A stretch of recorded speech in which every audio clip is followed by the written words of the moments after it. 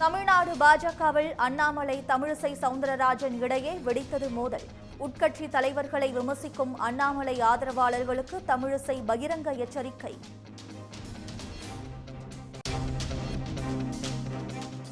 SP வேலுமணியின் கருத்துக்கு தமிழிசை சவுந்தரராஜன் ஆதரவு.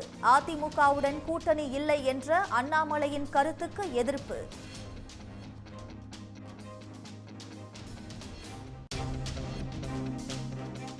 அதிமுகவில் எடப்பாடி பழனிசாமி, எஸ்பி வேலுமணி இடையே உட்கட்சி பூசல் இருப்பதாக அண்ணாமலை விமர்சனம். அதிமுக தலைவர்கள் சந்தர்ப்பவாத அரசியல் நடத்துவதாகவும் குற்றச்சாட்டு.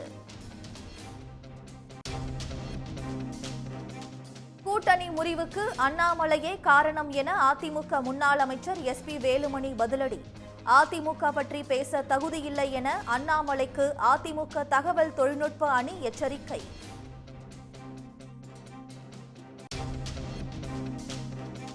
ஜூன் 9ஆம் தேதி பிரதமராக பதவியேற்கிறார் நரேந்திர மோடி. பதவியேற்பு விழாவில் பங்கேற்க அண்டை நாட்டு தலைவர்களுக்கு அழைப்பு.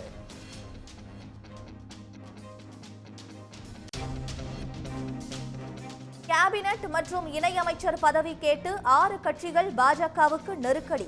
ஆந்திரா, பீகார் மாநிலங்களுக்கு சிறப்பு அந்தஸ்து வழங்கி நிதி ஒதுக்க பாஜகவுக்கு நிர்பந்தம்.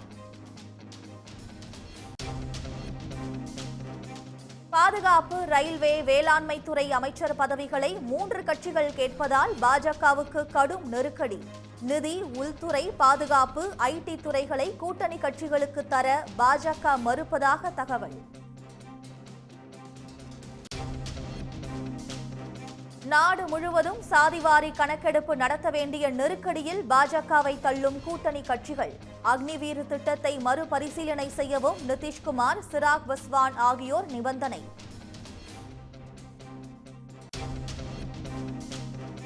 தமிழ்நாட்டில் இன்று 19 மாவட்டங்களில் கனமழை பெய்ய வாய்ப்பு என வானிலை ஆய்வு மையம் எச்சரிக்கை. நாளை 8 மாவட்டங்களில் கனமழை பெய்யும் என தகவல். விருதுநகர் தொகுதியில் விஜய பிரபாகரன் வேண்டுமென்றே தோற்கடிக்கப்பட்டுள்ளதாக பிரேமலதா புகார். மறுவாக்கு எண்ணிக்கை கோரி தேர்தல் ஆணையத்தில் புகார் அளித்துள்ளதாகவும் பேட்டி.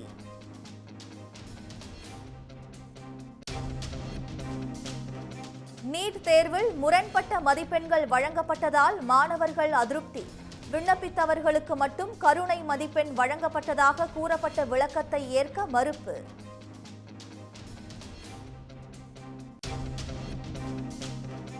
நீட் தேர்வில் 67 மாணவர்கள் முழு மதிப்பெண்கள் பெற்றிருப்பதால் சர்ச்சை. அடுத்தடுத்த வரிசை எண் கொண்ட 6 பேர் சாதித்திருப்பது எப்படி என தேர்வர்கள் கேள்வி.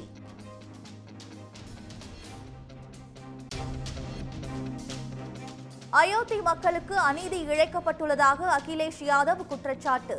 ராணுவத்தில் சேர்வதற்கான அக்னிவீர் திட்டத்தை உடனே நிறுத்தவும் வலியுறுத்தல். உடனுக்குடன் செய்திகளை தெரிந்து கொள்ள சன் நியூஸ் பெல் ஐகானை கிளிக் பண்ணுங்க.